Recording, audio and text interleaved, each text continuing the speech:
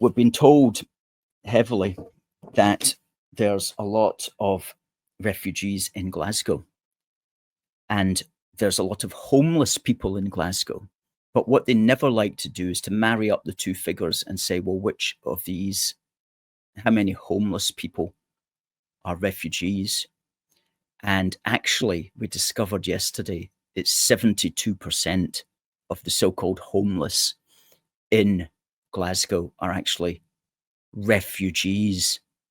Now, let me just very briefly explain how this works. And there's the article. Just go to aforceforgood.uk, go to the blog, and it's the first article up there.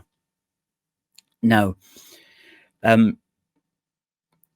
if you come across on the boat to Dover, you are an asylum seeker. You get put into a hotel, and that hotel is paid for by the Home Office, which is to say it's paid for by the wider British taxpayer.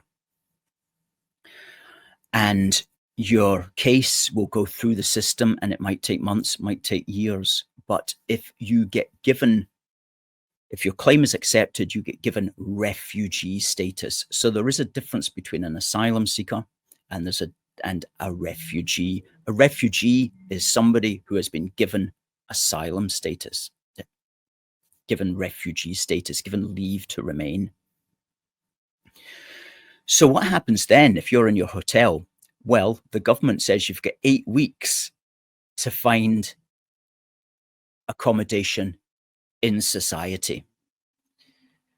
Well, if you're a man who's come across on the boat, you barely speak English, you're culturally incompatible, and you've got no skills, I should imagine it's kind of difficult actually finding accommodation.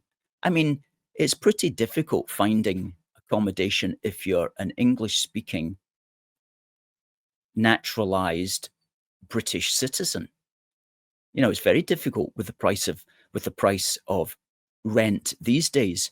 So these unemployable, largely asylum refugees now, they go into a big city and they've got to find somewhere to stay. It's absurd to put them in that situation, really, when you think about it.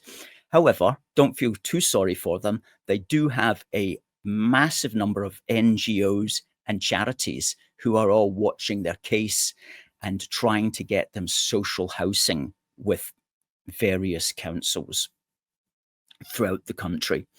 So if you rock up in Glasgow, for example, you'll be able to speak to the Refugee Council. You'll be able to get, you'll be automatically funneled into all of these charities and NGOs that will be fighting for your case, trying to get you accommodation.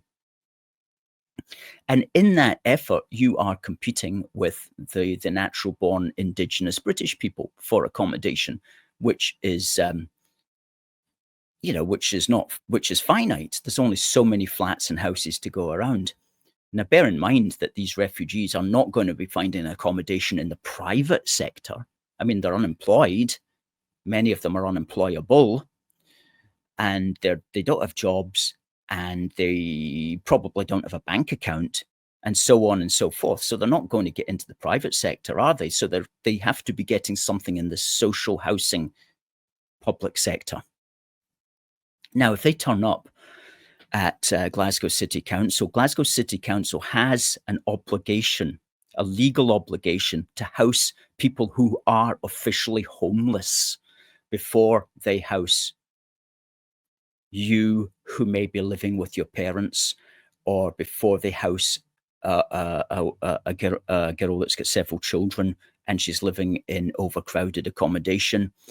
They have an obligation to give any available accommodation to the person who literally does not have a roof over their head.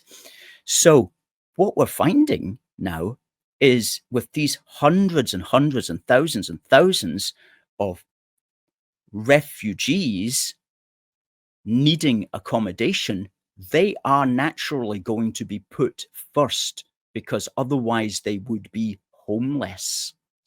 And so if there's any flats going, if there are any kind of bigger housing that a refugee family needs, if they've got lots of children, they'll get that accommodation before everybody else because they would be homeless otherwise. That's how the council would see it. And so what that is saying is, as long as we continue to have this ridiculous asylum system that's churning out endless numbers of refugees, then the indigenous population is never going to be getting housing. The indigenous population is always going to be falling further and further and further down the housing list. It's completely unfair. Now, if you speak to the politically correct people at Glasgow City Council, they'll say, we're not prioritising the refugees, we're prioritising the homeless. Okay, that's a clever way of putting it, because in effect, the refugees are homeless. Okay, so they don't look at it from the kind of nationalistic point of view, or they don't look on it as like the refugees and the indigenous population.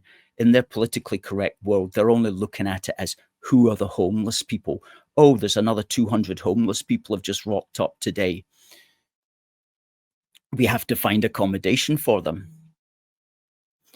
And so what it also means, of course, is that there's not accommodation for them. There's certainly not the flats being built to accommodate them, because you cannot build flats, even small flats, at the rate at which these people are coming in, hundreds a day.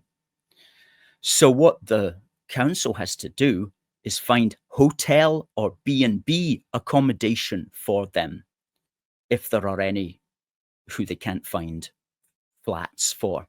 And that's a lot of people. And that's 72% of the people identifying or presenting as homeless. 72% of them in Glasgow at the last count this last month.